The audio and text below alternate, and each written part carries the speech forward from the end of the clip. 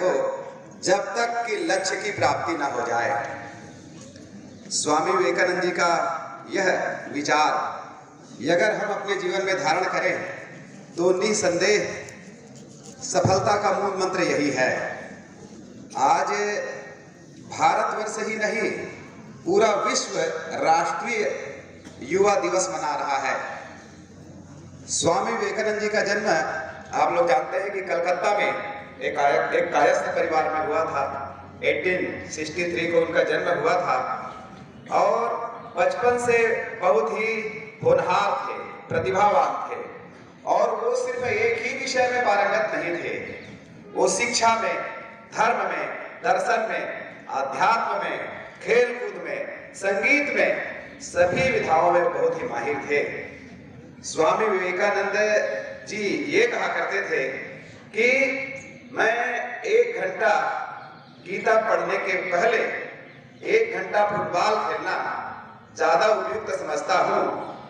इसके पीछे उनकी धारणा ये थी कि अगर हम फुटबॉल खेलेंगे, अगर हम खेल खेलेंगे तो हमारा तन मन चुस्त होगा, दुरुस्त होगा, हमारा मस्तिष्क प्रबल होगा, तभी हम गीता को, यहाँ पर गीता का अभिप्राय मात्र उस गीता ग्रंथ से नहीं है, गीता का अभिप्राय यहाँ पर उन समस्त किताबों से है जो हमारे जीवन के लिए उपयोगी है, जो विद्यार्थियों के लिए उपयोगी है। तो स्वामी विवेकानंद जी ने हमें ये संदेश दिया और आज के दिन को संयुक्त राष्ट्र महासभा ने राष्ट्रीय युवा दिवस के रूप में 1894 को घोषित किया था। तब से इस दिन को राष्ट्रीय युवा दिवस के रूप में पूरा विश्व मना रहा है। युवा शब्द अपने आप में बहुत ही महत्वपूर्ण है। युवाओं से स्वामी विवेकानंद जी की बहुत अधिक अपेक्षाएं थी। जब स्वामी विवेकानंद जी का जन्म हुआ उस समय हमारा देश गुलाम था।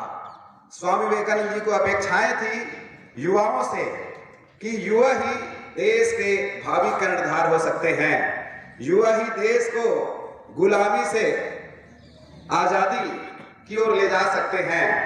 युवा शब्द को आप लोग उल्टा करके पढ़िए। युवा, युवा का उल्टा होता है वायु। तो वायु में जितनी ताजगी होती है, वायु में जितनी स्फूर्ति होती है, वायु में जितना तेज होता है, वही तेज युवाओं में भी पाया जाता है और युवा ही देश को बदल सकते हैं। तो आप सभी देश के भावी युवा हैं, आप सबसे बहुत कुछ अपेक्षाएं हैं, आप सब कुछ कर सकते हैं। जिस प्रकार से कोहरा कितना भी घना हो, आज कोहरा है, कोहरा कितना भी घना हो ये सूरज ही काफी है। कोहरा कितना भी घना हो ये सूरज ही काफी है। संत तो बहुत सारे हुए हैं मगर विवेकानंद जी की मूरत ही काफी है। संत तो बहुत सारे हुए हैं मगर विवेकानंद जी की मूरत ही काफी है। और जब तक विवेकानंद जी का विचार इस धरती पर रहेगा और जब तक विवेकानंद जी का विचार रहेगा, ये भारत ही नहीं पूरा विश्व खूबसूरत काफी है। ये भारत ही नहीं पूरा विश्व खूबसूरत काफी है। तो प्यारे विद्यार्थियों, विवेकानंद को न सिर्फ भारतवर्ष अपना आदर्श मानता है बल्कि पूरा विश्व उन्हें अपना आदर्श मानता है। आप लोग जानते हैं कि शिकागो के विश्व धर्म सम्मेलन में स्वामी विवेकानंद जी 1893 में गए थे और इसके लिए उन्हें कोई निमंत्रण नहीं मिला था। भारत से बहुत लोगों को बुलाया गया था, अलग अलग धर्मों से लोगों को बुलाया गया था, विश्व के अलग अलग धर्म से बहुत सारे लोग वहां पर गए हुए थे। स्वामी विवेकानंद जी के पास में कोई निमंत्रण नहीं आया था मगर वो चाहते थे कि भारतवर्ष का प्रतिनिधित्व करे। भारतवर्ष की जो आवाज है, भारतवर्ष की जो आध्यात्मिकता है, भारतवर्ष की जो शांति, एकता, भाईचारा की जो सोच है, उसे पूरे विश्व के लोगों के समक्ष लेकर जाए।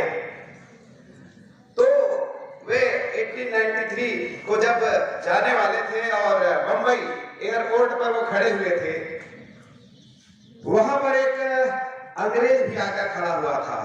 एक ही अंग्रेज नहीं, बहुत सारे अंग्रेज थे। वहां पर वह अंग्रेज भी था और उस अंग्रेज ने स्वामी विवेकानंद जी से पूछा, what is your name? Swami Vivekananda ji ने उसका कोई जवाब नहीं दिया। वो अंग्रेज सोचने लगा कि शायद इनको अंग्रेजी नहीं आती है, ये स्वामी विवेकानंद जी को अंग्रेजी नहीं आती है, ऐसे करके उन्होंने फूटी फूटी हिंदी में पूछा। वो थोड़ी बहुत हिंदी भी जानता था। तुम्हारा नाम क्या? पूरा सेंटेंस नहीं बोला, लेकिन स्वामी विवेकानंद जी कहने लगे, माय नेम इज नरेंद्र नाथ। तो वो आश्चर्यचकित हो गया। And I am going Chicago, America. वो अंग्रेज आश्चर्यचकित हो गया, कहने लगा कि जब मैं इंग्लिश बोला, हिंदी बोला, या जब मैं इंग्लिश बोला तो इन्होंने कोई जवाब नहीं दिया, और जब मैं हिंदी बोला तो इन्होंने इंग्लिश में जवाब दिया। वो बहुत ही आश्चर्यचकित हो गए। उन्होंने पूछा कि आपने ऐसा क्यों किया कि जब मैं इंग्लिश बोला तो आपने जवाब नहीं दिया, और जब मैं हिंदी बोला तो आपने इंग्लिश में जवाब दिया। तो स्वामी विवेकानंद ने ये कहा, जब आप इंग्लिश बोल रहे थे तो आप अपनी माँ का सम्मान कर रहे थे, अपनी मातृभाषा का सम्मान कर रहे थे, और उसके बाद जब आपने हिंदी बोला तो मेरी माँ का सम्मान कर रहे थे, मेरी मातृभाषा का सम्मान कर रहे थे। तो मैंने ये सोचा, जब आप मेरी मातृभाषा का सम्मान कर सकते हैं तो मैं आपकी मातृभाषा का सम्मान क्यों नहीं कर सकता। इसीलिए मैंने इंग्लिश में बोला। प्यारे विद्यार्थियों, मैं आपको बताना चाहूंगा कि स्वामी विवेकानंद संस्कृत भाषा में बहुत ही प्रकांड विद्वान थे, हिंदी भाषा के प्रकांड विद्वान थे, इंग्लिश के वो प्रकांड विद्वान थे।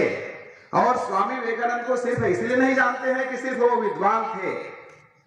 अमेरिका में जाकर उन्होंने जो शब्द कहा कि अमेरिका वासी भाइयों और बहनों, मैं उस देश से आया हूं जहां पर ज्ञान के सूर्य का उदय सबसे पहली बार हुआ है, जिस देश के लोग सब धर्म को अपने आप में आत्मसात करते हैं। सभी धर्मों के लिए मेरे देश में जगह है और सभी धर्मों का मैं सम्मान करता हूं।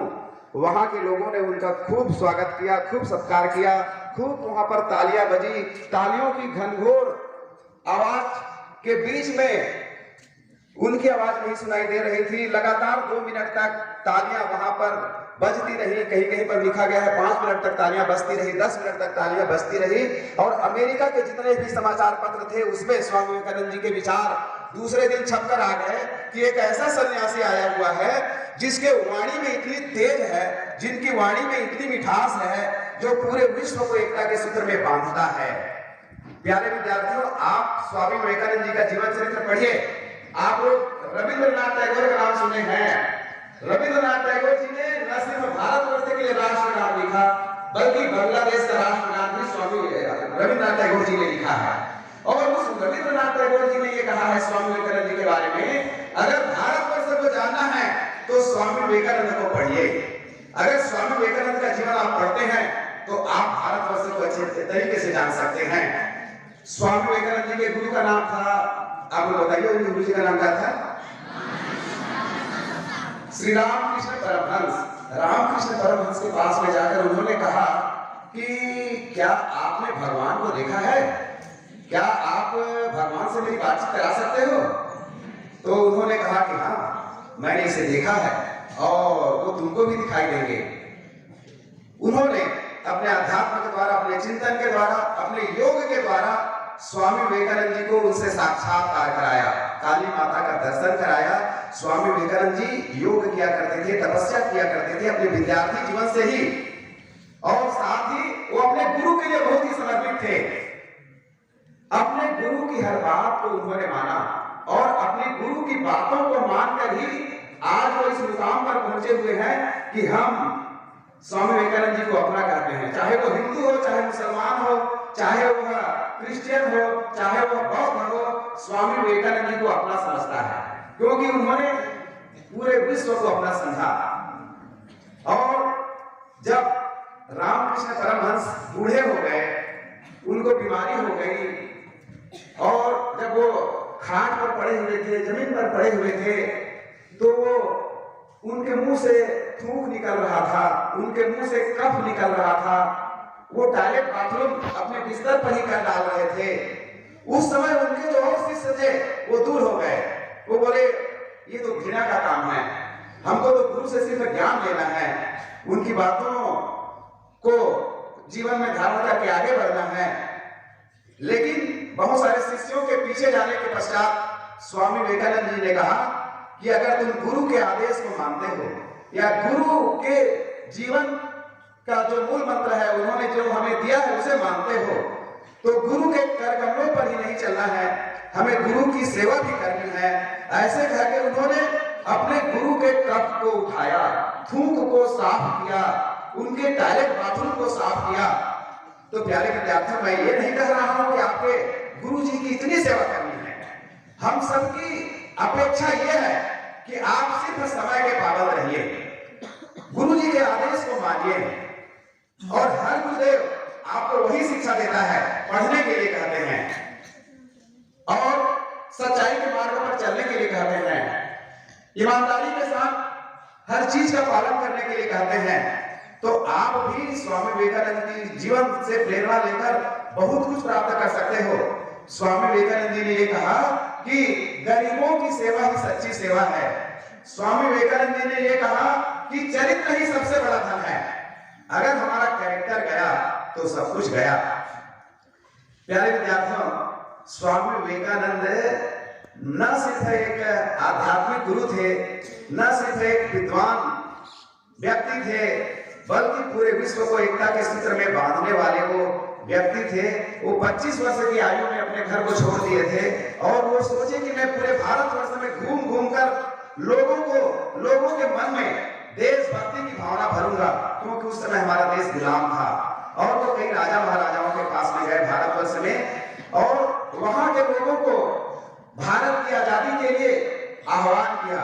उन्होंने कहा कि आप हमारे देश के लिए कुछ काम कीजिए ताकि हमारी ये जो जननी जन्मभूमि से स्वर्गादपि गरीयसी है, यह आजाद हो सके, यह स्वतंत्र हो सके और हम आजादी की शीतल छाया में सांस ले सकें, अपनी धरती माता को आजाद कर सकें।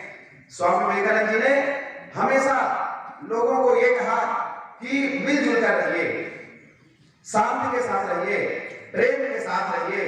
उन्होंने ये कहा कि अगर भगवान पर विश्वास करते हो लेकिन अपने आप पर विश्वास नहीं करते हो तो भगवान तुम्हारी रक्षा नहीं करेंगे। तुम्हारा ईश्वर तुम्हारे अंदर है, ये ईश्वर को ढूंढने के लिए कहीं और मत जाओ। तो स्वामी विवेकानंद जी का जीवन हम सब के लिए बहुत ही अनुकरणीय है। ऐसे युग पुरुष को, ऐसे महापुरुष को मैं कहना चाहूंगा कि पुण्यतम कीर्तिमान हो तुम, पुण्यतम कीर्तिमान हो तुम, पूज्य और महान हो तुम। हे युग पुरुष, हे युग प्रणेता, नर नहीं भगवान हो तुम, नर नहीं भगवान हो तुम। मैं चाहूंगा स्वामी विवेकानंद जी के जीवन पर, जन्मदिन के अवसर पर एक बार जोरदार तालियों से आप सब उन्हें अभिनंदन कीजिए और उन्हें याद कीजिए। और इन्हीं सुविचार के साथ प्यारे विद्यार्थियों, मैं आपको बताना चाहूंगा कि मैंने रामकृष्ण मिशन में काम किया है। 2 साल वहां पर मैं शिक्षक था और स्वामी विवेकानंद जी पर मैं, आप चाहें तो मैं और आपको बहुत कुछ सुना सकता हूं, लेकिन हमारे पास समयाभाव है, इसलिए अब मैं यहीं पर अपनी वाणी को विराम देता हूं। जय हिंद, जय भारत।